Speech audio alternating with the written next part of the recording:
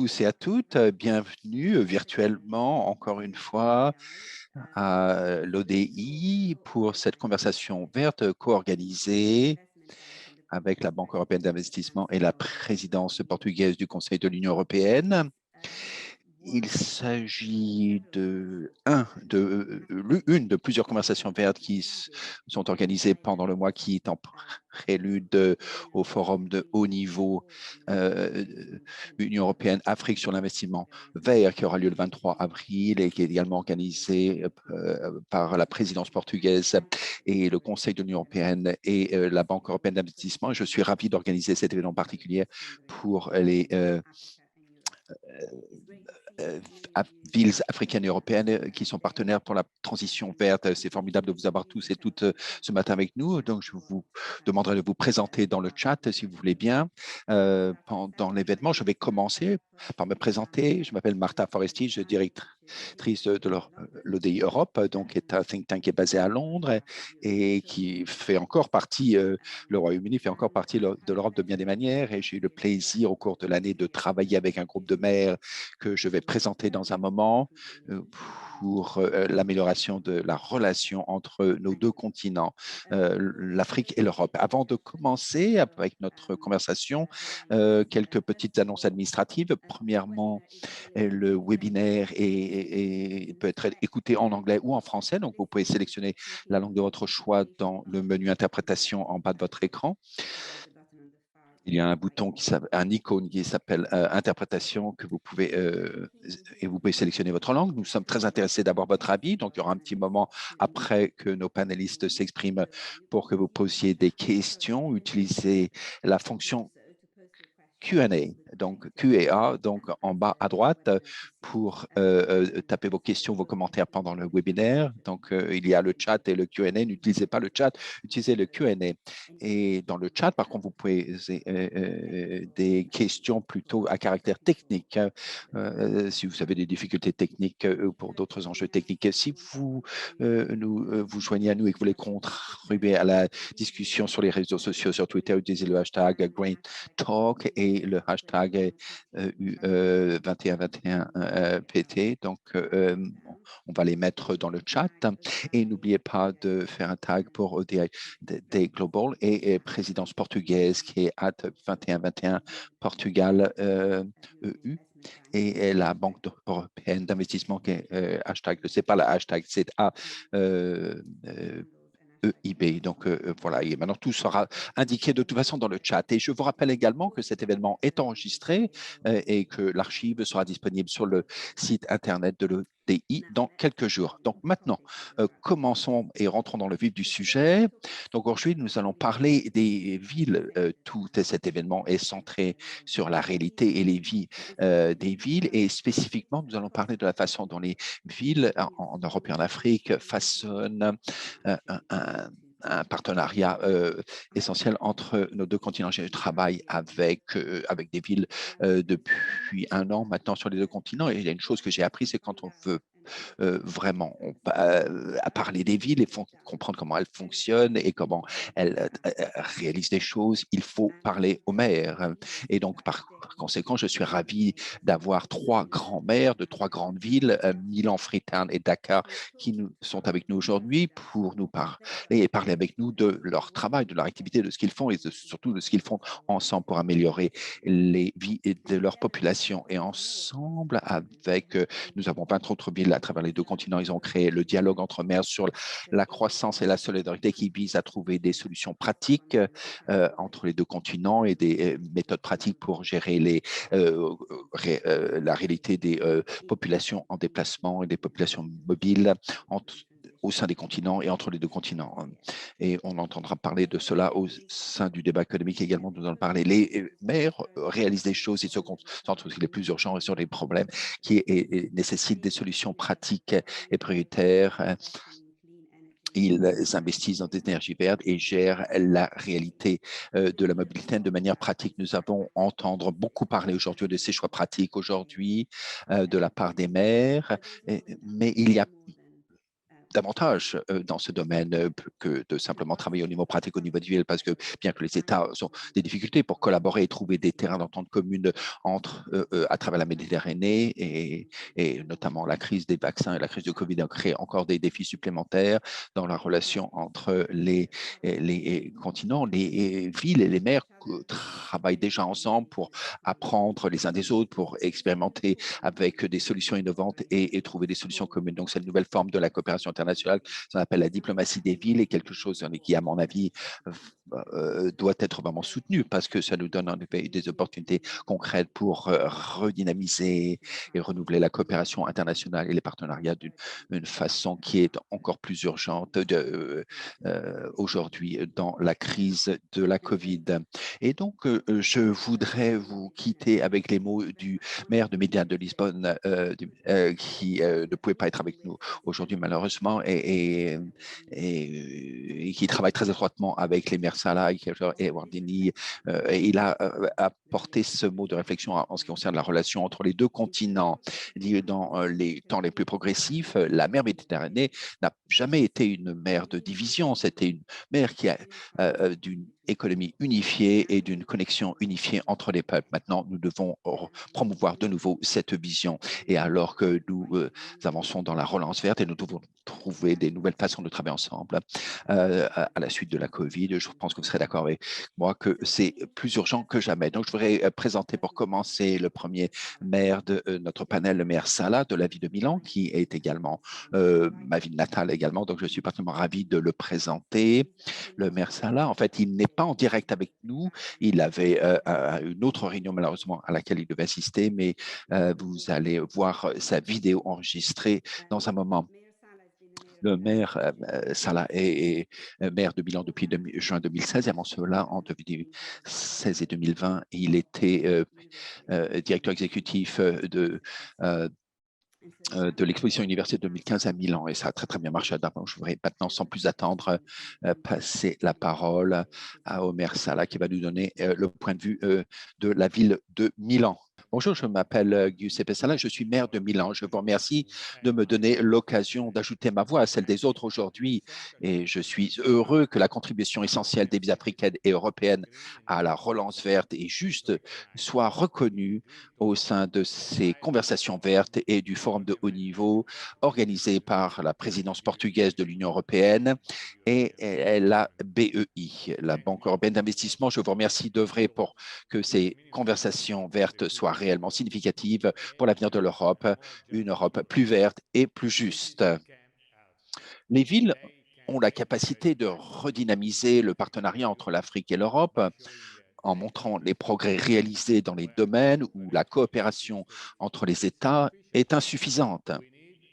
Nous avons besoin d'ouvrir un nouveau chapitre dans les relations entre nos deux continents et les villes doivent y jouer un rôle central, étant donné qu'elles représentent les voix et les besoins des Africains et des Européens et servent à partager des savoirs et des idées sur la manière de rapprocher nos communautés et nos sociétés, et ce, en soulignant les innombrables liens qui existent entre nos villes, nos pays et nos continents. Les villes constituent un niveau de gouvernement décisif pour atteindre nos objectifs mondiaux. Il est nécessaire de travailler en collaboration avec les actions menées au niveau local et de les soutenir. Les villes sur nos deux continents coopèrent pour accélérer le passage à des économies à faible émission de carbone et résilientes face au dérèglement climatique, deux facteurs essentiels pour soutenir la relance verte. En ce qui concerne la relance juste, la mobilité humaine, tant au sein des pays et des villes et entre les pays et les villes, peut contribuer à gérer les besoins du marché du travail ainsi que les déficits de compétences de la transition verte. La coopération entre les villes d'Afrique et d'Europe existe déjà et progresse rapidement. Milan travaille avec Dakar dans les domaines de la gestion des déchets et de la politique alimentaire, ainsi qu'avec Freetown concernant le secteur de la mode durable, d'une manière qui permet d'importer et d'exporter simultanément des savoirs et des idées. Lisbonne est également un partenaire précieux au sein de notre dialogue intercontinental. Pour ces raisons, mes collègues maires et moi-même avons lancé le dialogue entre maires sur la croissance et la solidarité entre des villes africaines et européennes. Nous estimons que ce dialogue est opportun et significatif et qu'il contribue positivement au travail que nous réalisons collectivement au niveau mondial. Par exemple, dans le groupe de travail du C40 sur la relance verte et juste que j'ai l'honneur de présider, ou en rapport aux recommandations des villes U20 à la présidence actuelle du G20, l'Italie. Permettez-moi de souhaiter la bienvenue à tous mes collègues maires aujourd'hui et à mes amis qui nous rejoignent, qui au cours de cette heure vont parler plus en détail des efforts que nous déployons en commun pour appuyer un partenariat plus fort et plus égal entre nos continents et ce pour le bienfait de notre avenir. À tous, je vous remercie. Merci, merci, Monsieur le maire Salah, pour ce mot d'introduction et également pour nous avoir rappelé deux choses qui sont vraiment importantes. D'abord, les villes peuvent aider. Donc, ce sera formidable de voir que suite à cette conversation et pendant toute la présidence portugaise, pendant le mois qui vient, alors que l'Union européenne et l'Afrique et l'Europe émergent de cette crise et trouvent des manières pratiques de se travailler ensemble pour travailler mieux ensemble et pour se relancer. Les villes joueront un rôle actif dans cette conversation et apporteront une aide pour trouver la façon de procéder. Le maire Salah nous a également rappelé, et c'est très important, que les villes, comme déjà travaillent ensemble, il a mentionné le C40, le U20 qu'il préside, et certains des maires qui vont parler avec nous ont des collaborations à long terme avec beaucoup de forums internationaux parce que la coopération transfrontalière entre les villes est une priorité depuis plusieurs années. Et donc, il ne pourrait pas y avoir un meilleur lien entre les maires et avec la maire, Ivana Kisoyer, qui hier a été élue, en effet, présidente adjointe du C40, qu'elle pourra nous en dire davantage de ce point de vue en termes de collaboration entre les villes concernant la relance verte. Et donc, je vous souhaite chaleureusement la bienvenue. Et Madame la maire Aki Sawyer, vous êtes évidemment donc la maire de Freetown en Sierra Leone et elle a travaillé dans le secteur privé également et apporte cette expérience. Elle a travaillé comme chef d'équipe de la réalisation pour la deuxième phase du programme pluripartie prenante pour relancer l'économie en Sierra Leone après la crise de l'Ebola dans le passé. Elle a également étudié à la London School of Economics, donc même à la mer.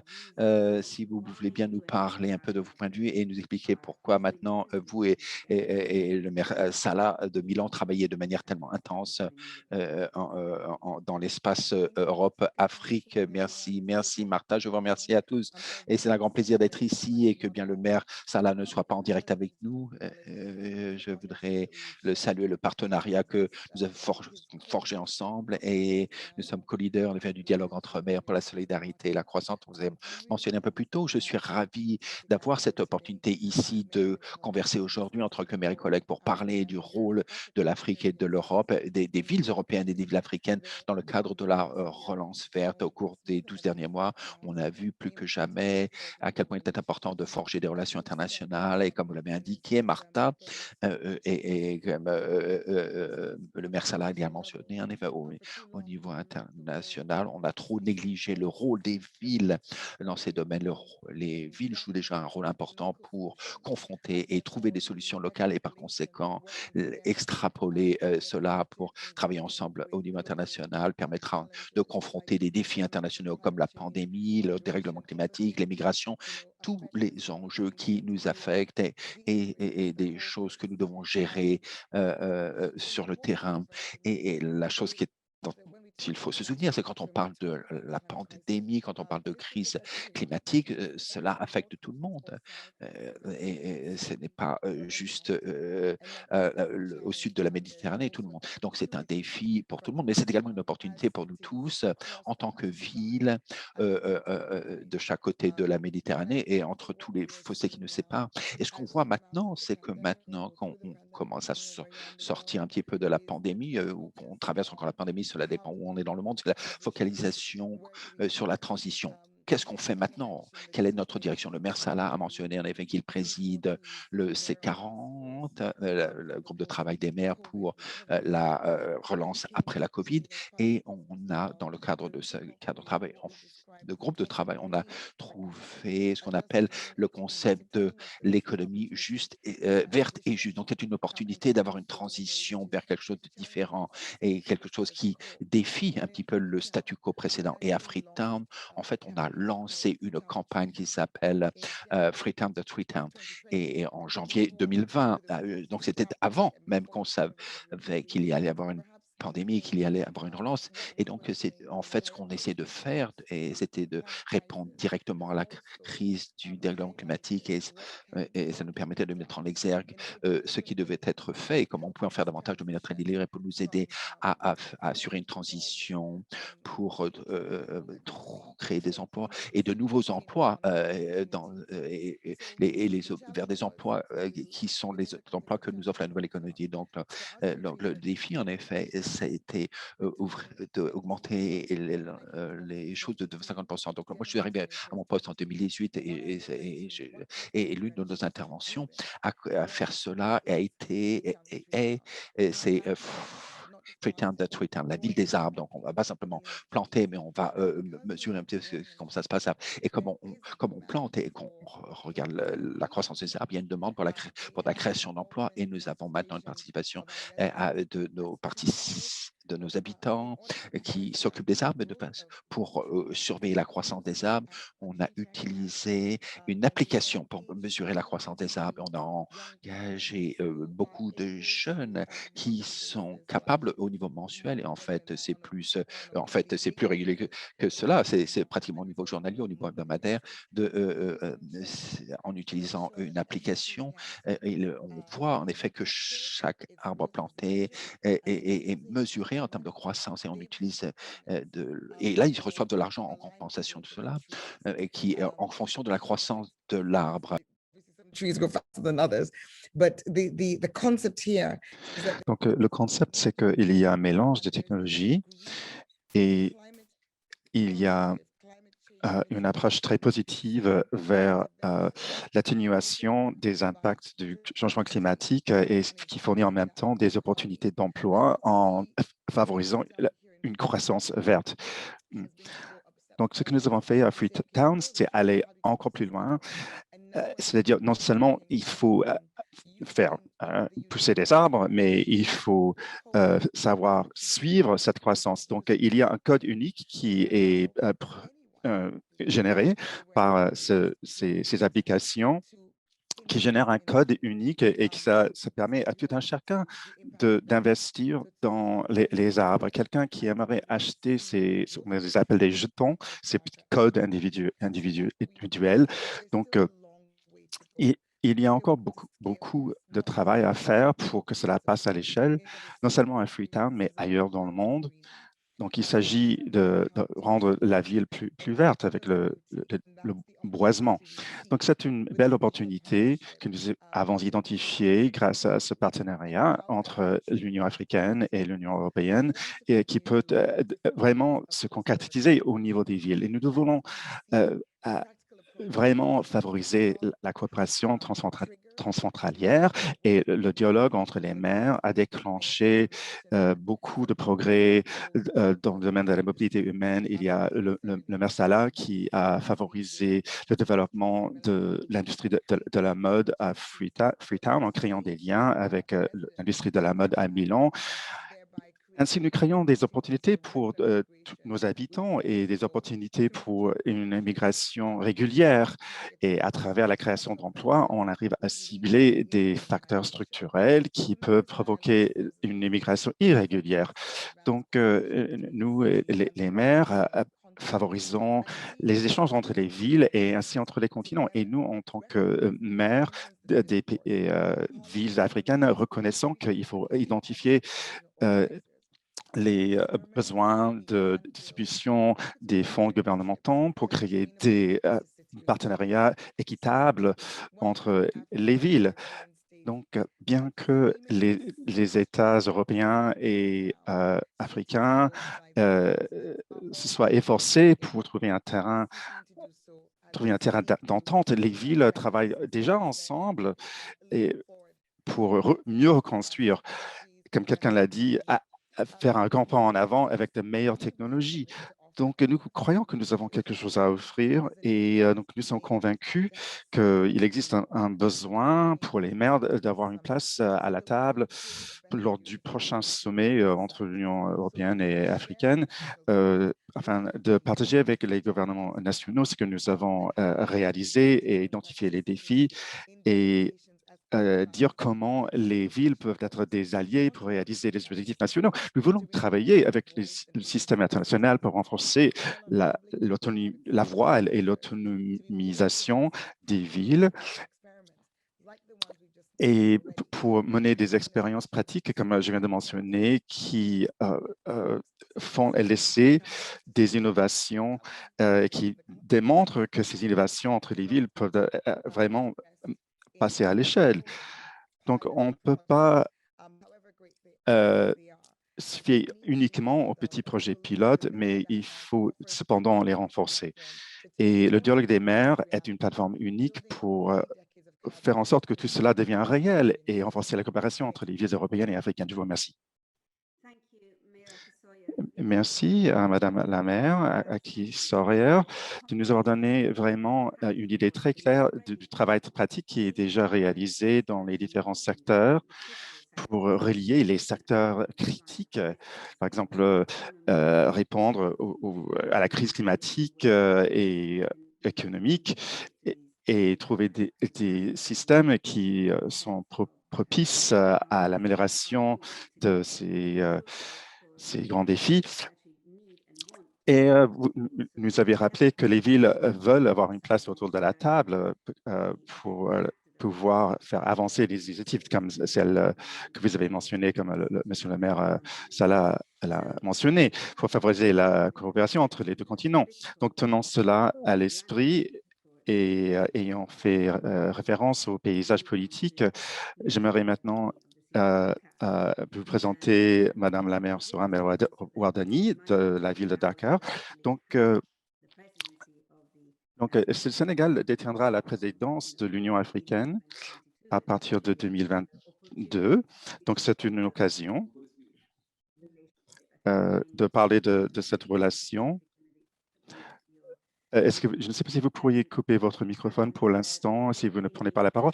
Donc, Madame la maire El Wardani et donc maire de Dakar. Et c'est la première femme, d'ailleurs, qui détient ce poste.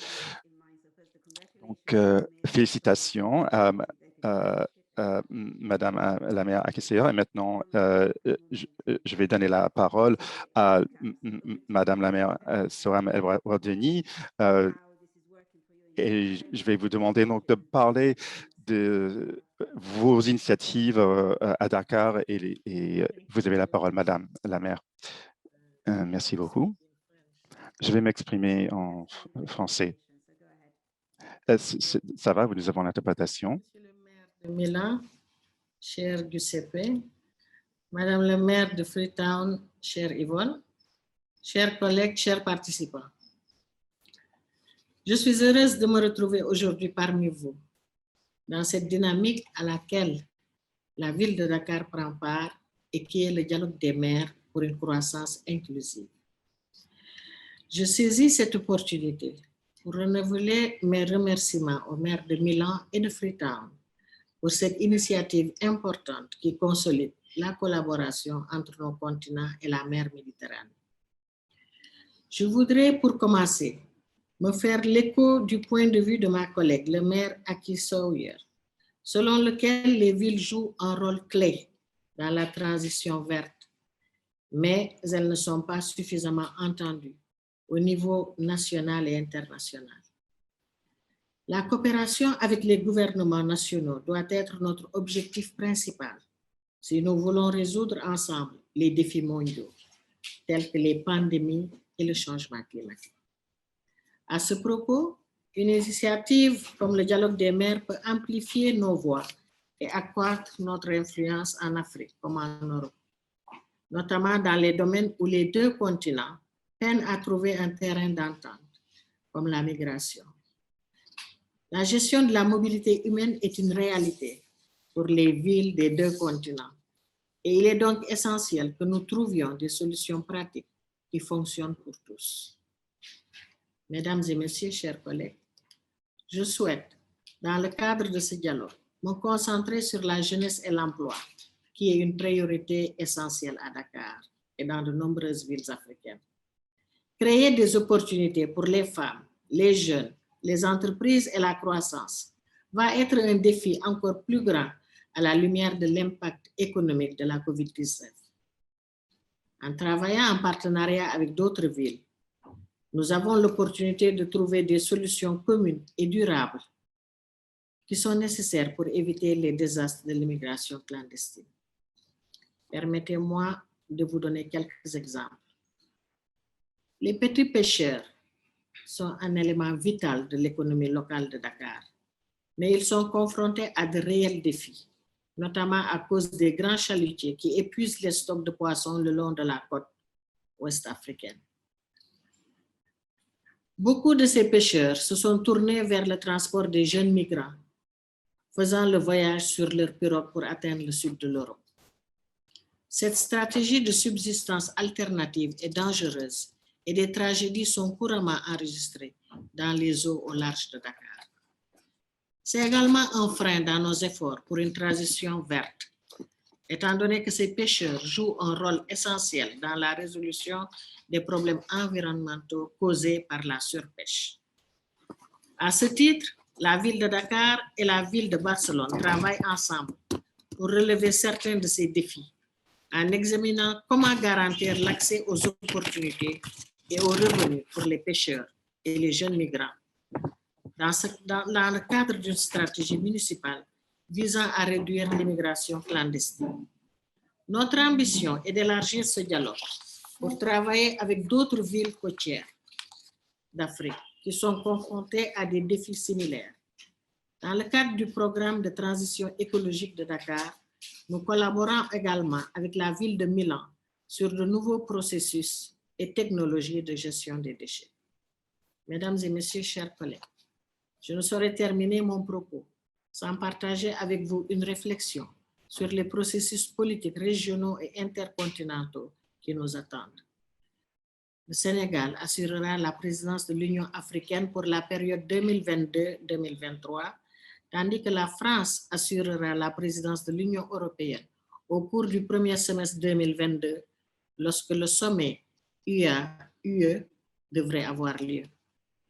Le dialogue des maires, auquel participent les villes de Dakar et de Paris, saisira cette opportunité afin de jouer un rôle dans l'élaboration des futures relations entre nos continents.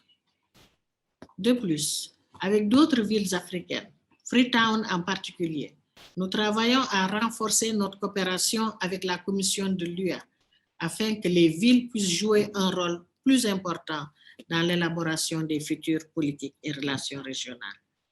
Je suis fermement convaincue que ce travail que nous menons sera essentiel pour une reprise plus équitable et verte pour accélérer le développement durable et les investissements verts sur tout le continent.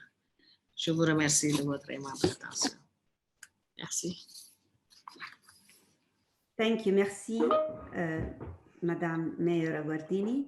And once again, a reminder of how much of a priority it is. Une fois de plus, j'aimerais oui, souligner que ce que vous avez dit montre l'importance de la coopération entre les villes. Et en fait, Madame la maire est donc responsable d'un groupe de collaborateurs de villes et de partenaires dans la croissance verte. Donc, cela vous donne donc une idée de niveau de participation, d'engagement des maires dans la coopération internationale. Et il y a aussi l'exemple que Madame la maire a cité des pêcheries et aussi l'industrie de la mode où il y a ce besoin de collaboration entre les maires des différentes villes. Donc, il y a cette détermination d'avoir une place autour de la table et partager des idées. Et Je vais donc donner maintenant la parole à Madame la ministre d'État responsable du ministère de l'administration publique, Alexandra Leitão, de la République portugaise. Donc, je sais que vous êtes une des meilleures personnes pour parler du point de vue d'un État, de l'État de Portugal en l'occurrence. Et vous allez, donc je vais vous donner la parole.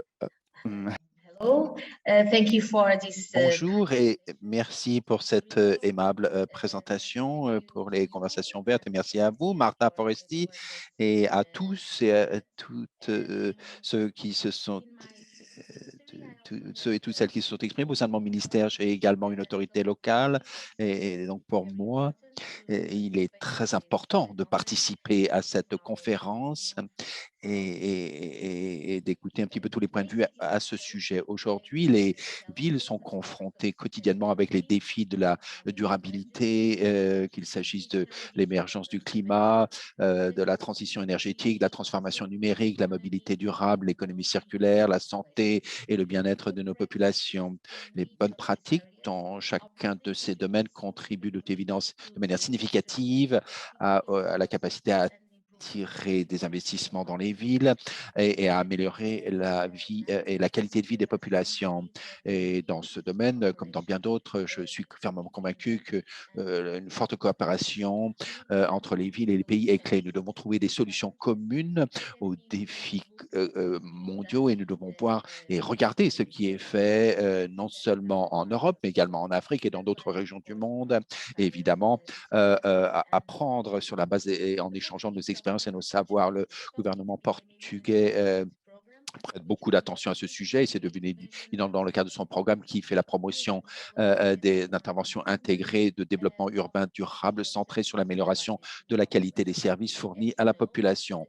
Comme vous le savez, sous la présidence portugaise de l'Union européenne, il y a deux grandes priorités, l'Europe verte et la transition numérique. Et dans ce contexte, le Portugal va organiser un forum consacré aux villes intelligentes en juin 2021 pour parler du rôle de la politique locale dans le domaine de la durabilité.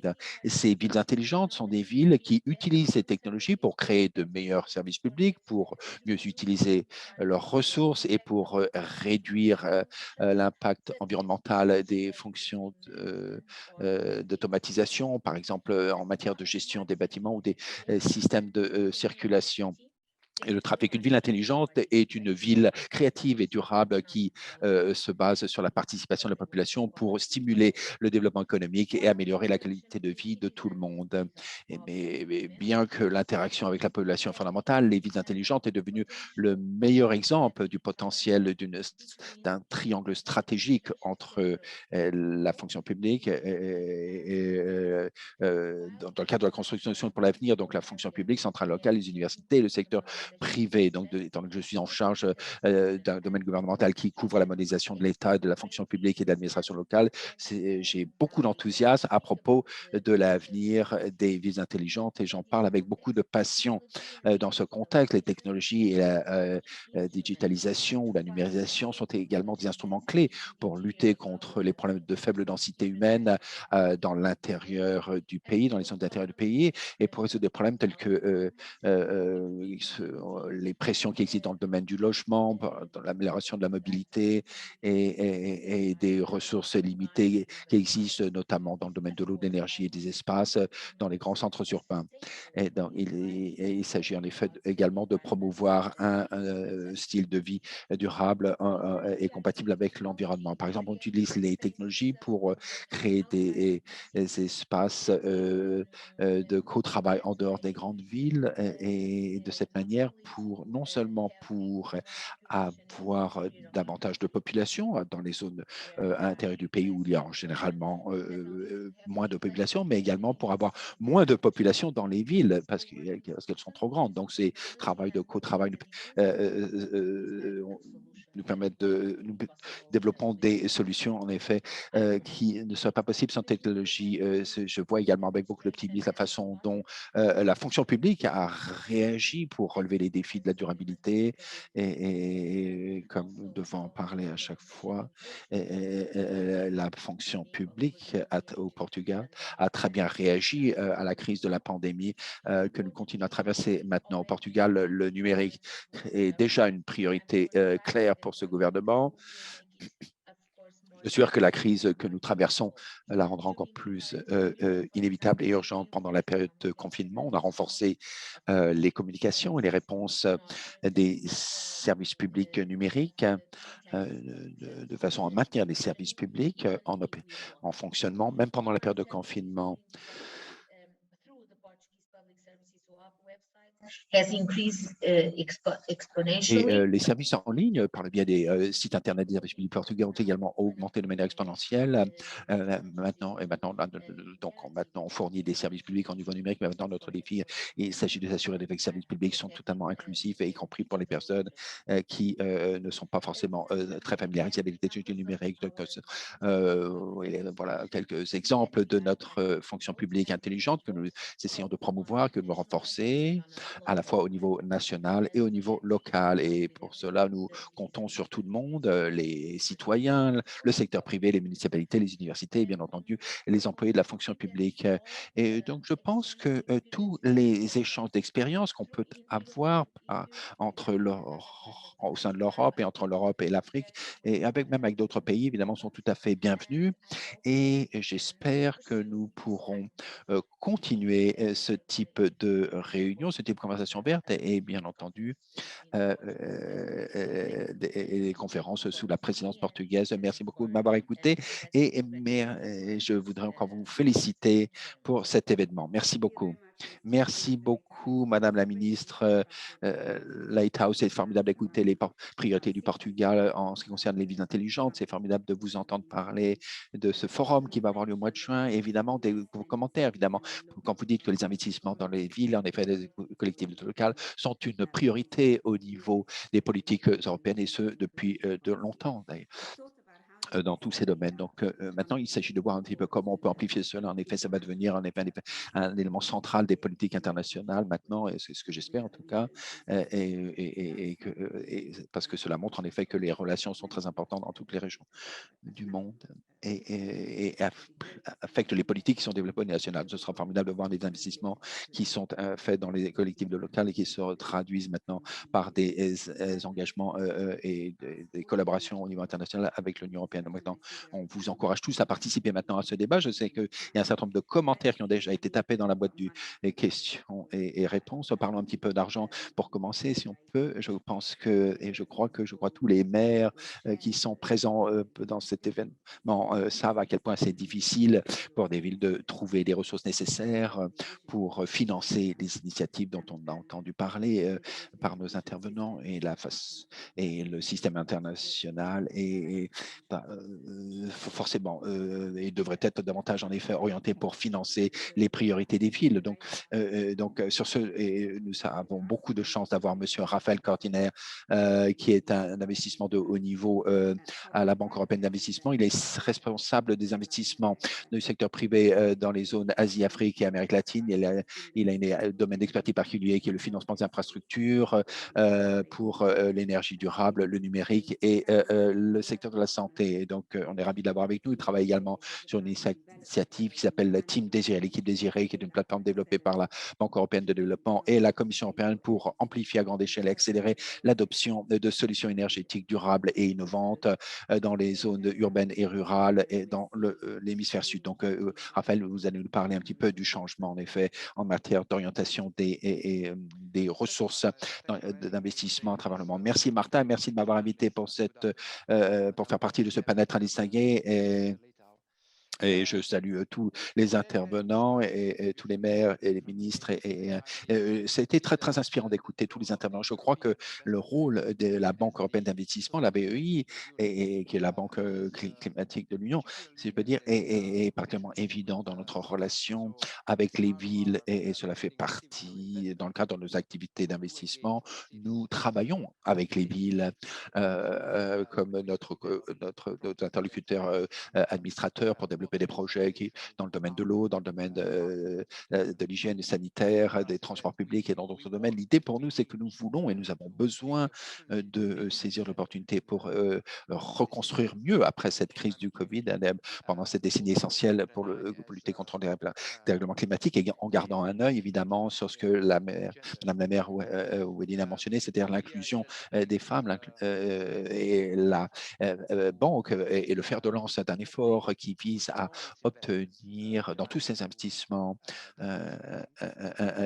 alignement sur l'accord de Paris. La banque a développé une feuille de route dans ce domaine pour déterminer où nous devons faire des investissements, les investissements sont prêts à faire pour que ceci soit possible.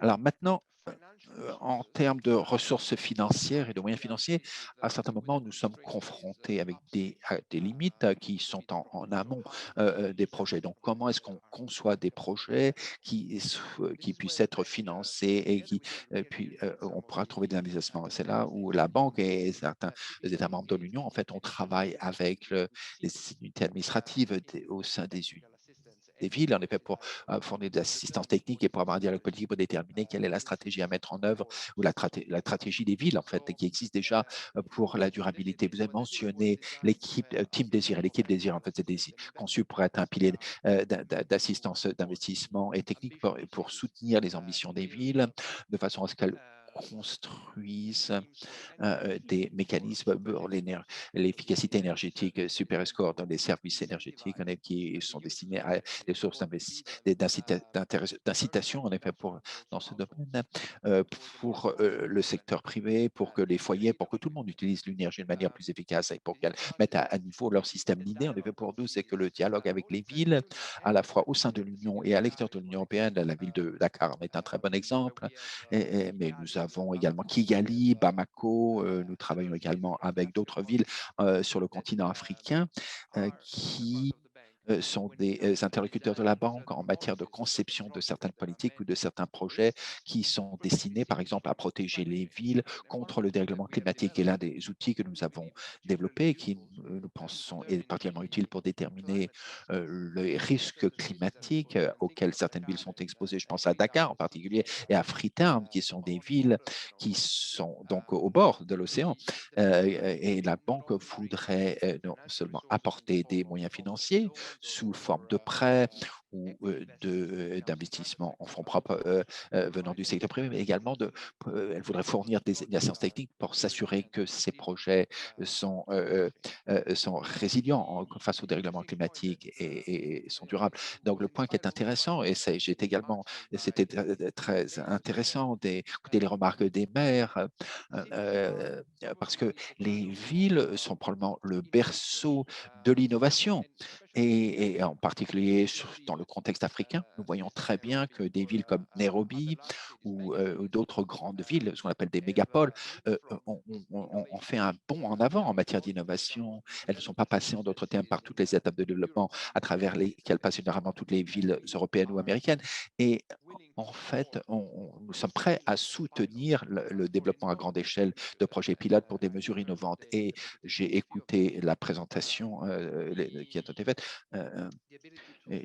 On a parlé de la capacité à déterminer et à identifier des modèles identifiables et qui peuvent modéliser en effet sur la façon dont les villes utilisent et distribuent et également dans la façon dont le secteur privé peut contribuer au transport collectif et aux moyens de transport collectif. Je pense également dans le contexte africain, en fait, alors que les villes deviennent de plus en plus grandes, en fait, la banque est de plus en plus prête à regarder différentes façons de créer de nouvelles méthodes pour gérer de telles croissances démographiques et tout cela va culminer un jour par la création d'une banque de développement spécifique de l'Union qui fera partie du groupe de la Banque européenne d'investissement qui sera complètement dédiée et consacrée au dialogue avec les gouvernements et également avec les villes, c'est sûr, et avec avec les intervenants dans ces villes et qui ont des idées qui valent la peine d'être étudiées. Encore une fois, merci de m'avoir invité à parler aujourd'hui. Merci beaucoup. Ça a été vraiment formidable de conclure ces interventions par une note et aussi intervention à propos de la détermination, et plus que la détermination, en effet, de vos plateformes et de vos instruments de la banque, en effet, pour travailler avec les villes. Et encore une fois, j'ai un commentaire très initial et à chaud de ma part. En effet, c'est très intéressant. Je n'étais pas au courant, en fait, à quel point les choses la banque fait déjà, en effet, pour soutenir les villes à travers des partenariats, pour les soutenir dans le domaine des infrastructures et dans d'autres domaines, hein, notamment en matière de confrontation du dérèglement climatique. Je crois que ce sera en effet très intéressant de voir le système international et les institutions nationales qui interviennent pour travailler avec les villes, pour voir comment elles travaillent, notamment en coopération en réseau. On a entendu déjà parler de plusieurs qui travaillent en réseau et des villes ont déjà créé des partenariats au cours des dernières années. Ce serait formidable de réfléchir à ces partenariats au-delà de partenariats entre la banque et des villes individuelles et de voir en effet comment ils peuvent être durables et pouvoir comment on peut soutenir les efforts de coordination qui les villes ont mis en place et également quelque chose en effet qui peut être transsecteur. Ce sera intéressant de voir comment les maires parlent des relations entre la création d'emplois, le changement climatique, la mobilité humaine et la reprise et la relance après la COVID. Enfin, tous ces domaines sont tout à fait liés et ce sera très intéressant de voir comment ça se passe au niveau de ça, voir en effet comment le système financier international pourra travailler dans ce domaine. Pour la coopération entre les villes et les priorités entre les villes. Donc, il nous reste environ 15 minutes pour les questions-réponses, questions de la part des participants posées aux membres du panel. Donc, nous allons commencer par une question. Bon, il y a eu deux questions qui se concentrent sur les réalités des villes intermédiaires ou secondaires. Et j'ai entendu dire plusieurs fois que bon, je pense que Madame la maire Aki Sawyer n'est plus connectée, mais j'espère qu'elle reviendra. Mais j'allais poser cette question au maire sur la participation sur les plateformes internationales qui se concentrent surtout sur les grandes villes. Et qu'est-ce que cela signifie pour les villes de taille intermédiaire? Dans le contexte européen, par exemple, et comment inclure les expériences et les priorités des villes secondaires. Et puis, une deuxième question, j'essaie d'afficher ça, pour peut-être surtout pour Raphaël, les grands défis en matière de financement. Et peut-être vous pourriez parler de votre point de vue sur ce qui doit changer afin que les villes puissent augmenter rapidement à l'échelle de leurs investissements. Madame Aki Sawyer a dit qu'il fallait aller au-delà des projets privés. Alors peut-être Raphaël pourrait parler de ce besoin de passer à l'échelle rapidement. Et voyons voir. Enfin, j'ai une autre question qui est pour les maires, c'est-à-dire quels sont les ingrédients clés pour garantir la réussite des villes africaines et européennes qui se concentrent surtout sur les technologies vertes. Et je pense que bon, la coopération internationale n'est pas une chose nouvelle, mais il y a un certain scepticisme en ce qui concerne la pertinence de cela et qu'est-ce qui est vraiment nouveau dans la coopération actuelle. Donc, la première question, ce serait pour les villes et ensuite, la question suivante, ce serait pour Raphaël. Madame Aki Sawyer, est-ce que vous voulez prendre la parole en premier? Oui, bien sûr.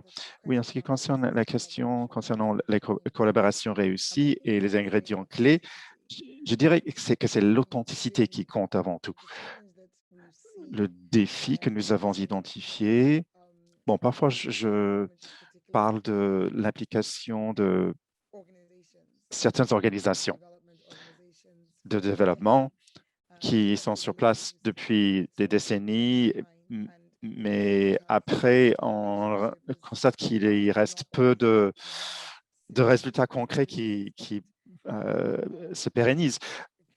Et donc, ce qu'il faut, c'est avoir une relation basée sur le respect mutuel et apporter des idées qui sont adaptées au contexte. Donc, il faut vraiment tenir compte des besoins locaux pour avoir une pérennité de ce qui est apporté. Donc, il faut identifier les opportunités au niveau des villes parce que au niveau des villes, on est au niveau du public, n'est-ce pas? Donc, ce ne sont pas des discussions abstraites sur la politique tenue au niveau national qui sont loin des réalités sur le terrain. Donc, il y a les deux interlocuteurs dans les deux continents et qui travaillent ensemble pour communiquer directement avec le public auprès duquel on essaie de faire une différence. Donc, je pense que l'authenticité, c'est un aspect clé de cela. Et ce qui a stimulé notre partenariat n'a pas été quelque chose de théorique, c'est quelque chose de pratique pour chercher à résoudre des problèmes pratiques. Parce qu'il y a des jeunes qui quittent nos villes et qui passent par l'immigration irrégulière. Et donc, il y a les villes d'arrivée qui doivent traiter avec cela. Donc, nous communiquons avec les personnes sur le terrain. Et donc, ça, c'était un aspect clé. En ce qui concerne les villes plus petites, oui, la personne qui a posé cette question a évoqué le C40. Je devrais souligner que, oui, la majeure partie de ses membres sont des mégapoles, mais il y a aussi des villes à population intermédiaire. Donc, il existe donc une appréciation d'avoir la participation de plus petites villes, peut-être une population de 100 000 ou même 20 000. Donc, il faut que ces villes plus intermédiaires participent. Il y a 16 villes d'innovation dans le C40. Et en plus du travail que nous faisons avec elles, nous travaillons avec les collègues pour cibler la lutte contre le changement climatique et nous essayons de cibler les villes de taille moyenne ou intermédiaire. Et je suis donc maire d'une ville plus petite et aussi du sud mondial. Donc, il faut que les économies émergentes participent pleinement dans la lutte contre le changement climatique. Donc, je pense que ce sont les deux questions que vous m'avez demandé, à laquelle vous m'avez demandé de répondre.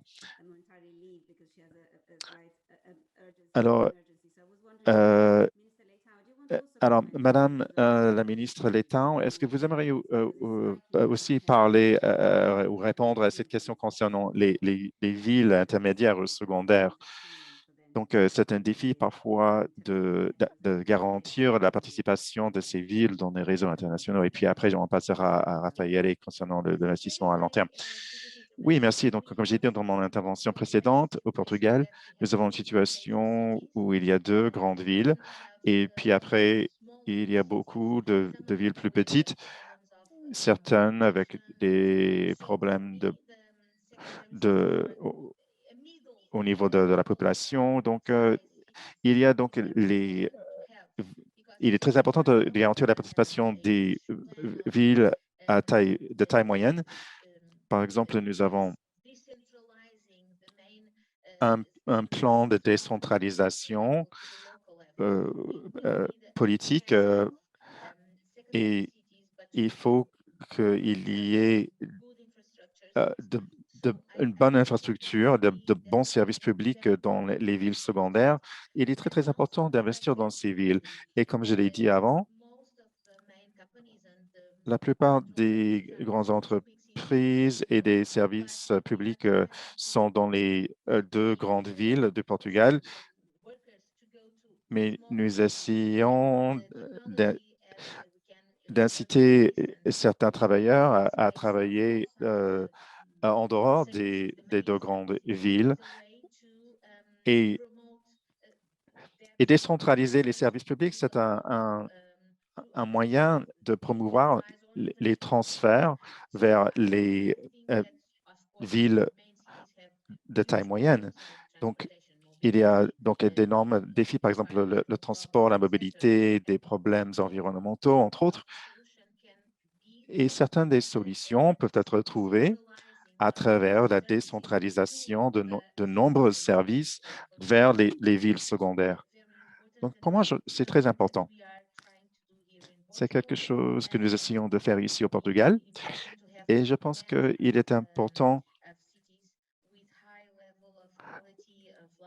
de voir un ensemble de villes de toute taille qui jouissent d'une bonne qualité de vie et un accès à la technologie. Merci, Madame la Ministre. Et je pense que ce que vous dites correspond à ce qu'a dit Monsieur le maire Salah, qui parlait du besoin d'avoir la participation de villes de plusieurs tailles. Par exemple, la ville de Mannheim en Allemagne, c'est une petite ville. Donc, il y a à travers ces réseaux une conscience du besoin d'élargir cette communication pour inclure les villes de taille moyenne. Donc, comme Mme Akisoya l'a dit, ce qui rend authentique cette participation, c'est la participation des villes de toutes les tailles et une vraie communication qui se fait entre les acteurs qui sont sur le terrain et qui prennent des actions pratiques. Et donc, il y a l'engagement et la participation à la vision des maires qui est souvent au début des grandes initiatives. Et donc, c'est intéressant de voir que ces réseaux s'élargissent pour inclure des villes plus petites. Donc, il y a d'autres questions qui ont été posées dans les questions-réponses, mais on ne pourra pas répondre à toutes ces questions, mais je vous invite à les lire. Il y a eu une question très précise concernant l'opportunité de mieux gérer l'aide publique de développement et d'avoir une part du budget des villes qui seraient consacrées à cela. Mais Raphaël, est-ce que vous avez des choses à dire concernant ces questions sur l'augmentation à l'échelle de la participation des villes pour qu'il y ait des résultats durables, pérennes? Merci, Martha. Donc, de prime abord, si on pense à n'importe quel projet d'infrastructure, ou que ce soit surtout dans les grandes villes, mais pas forcément dans les grandes villes, mais dans tout contexte urbain, il y a le coût les coûts peuvent vraiment devenir monstrueux. Donc, il faudrait donc avoir des partenaires publics-privés pour combler ces lacunes budgétaires. Et donc, il faut avoir une conversation avec les entités administratives qui veulent investir dans l'infrastructure et créer un environnement qui amène à ce type d'investissement dans l'infrastructure. Donc, il y a des outils d'investissement qui peuvent rétablir la confiance dans les investisseurs ont besoin pour faire certains choix d'investissement et vraiment fortifier cette infrastructure. Et on ne parle pas seulement du risque des crédits, des risques des prêts, mais bon, je parle également de ce qu'on pourrait appeler des risques politiques typiques qui, dans certains milieux, pourraient empêcher le désir d'investir chez les investisseurs. Donc, dans tout contexte urbain, il faut détecter les besoins et déterminer les manières dont on peut répondre à ces besoins, déterminer le coût des investissements requis. Et cela va aider le chef du projet, ça peut être une ville, par exemple, à attirer les investissements parce que les banques toutes seules ne peuvent pas combler cette lacune d'investissement. Oui, et donc je vais donner la parole à Yvonne afin qu'elle puisse rapidement nous dire au revoir et dire un dernier mot. Oui, c'était intéressant de voir comment les instruments financiers et les banques peuvent créer un milieu qui est favorable à l'investissement et les coopérations entre les villes peut créer une version plus adaptée, enfin, un milieu plus adapté à l'investissement. Donc, bon, vous savez, lorsqu'on parle de la participation des institutions internationales, il ne faut pas que ce soit uniquement bilatéral. Oui, si vous permettez, j'aimerais suggérer un domaine qui est très intéressant. D'habitude, il y a donc les services publics qui sont gérés par les villes, par exemple l'eau, le gaz, l'électricité. Donc, ça peut être il peut y avoir des participations publiques, privées, et je sais qu'à Milan, vous avez de l'expérience avec ça. Bon, vous savez, je suis de Milan, mais j'habite à Londres. Oui, donc, oui, donc de la part de notre dialogue, j'aimerais donc remercier la participation de la BEI et j'espère que vous allez continuer de participer au dialogue avec nous pendant les mois à venir. Donc, j'aimerais remercier tous les membres du panel et j'aimerais donner le dernier mot à Madame la maire Aki Sawyer pour dire un dernier mot sur la voie à suivre et ce que les villes peuvent faire. Thank you very much, Martha. And Raphael, it's been really Merci beaucoup, Martha. Et Raphaël, ça a été vraiment très intéressant d'écouter le commentaire très fort, en effet, sur votre volonté d'investir et entre les continents, donc à la fois en Europe et en Afrique. Et on sera très intéressé de faire passer cela au plateau suivant, en effet, parce que c'est quelque chose qui nous est très adapté et de travailler en réseau, qu'il s'agit du conseil des maires, le dialogue des maires, C40, et bien là, CGLU également, mais d'être travaillé en tant qu'entité, en effet, ça rend les choses un peu plus efficaces. Il y a la question de savoir comment l'accès est fait, la question des taux,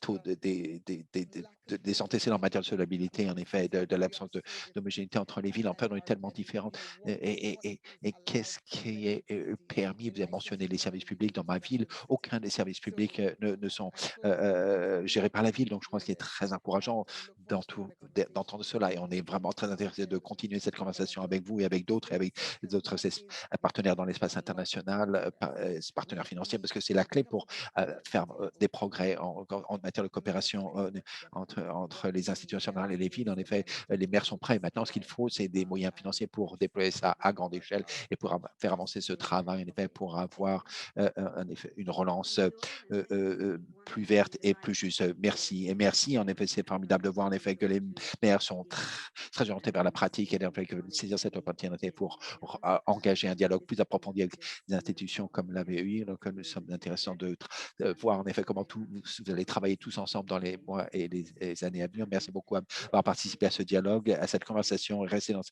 attentif à cet espace, que les villes vont jouer un rôle absolument essentiel en Afrique et en Europe dans les mois et les années à venir. Je vous remercie. Au revoir.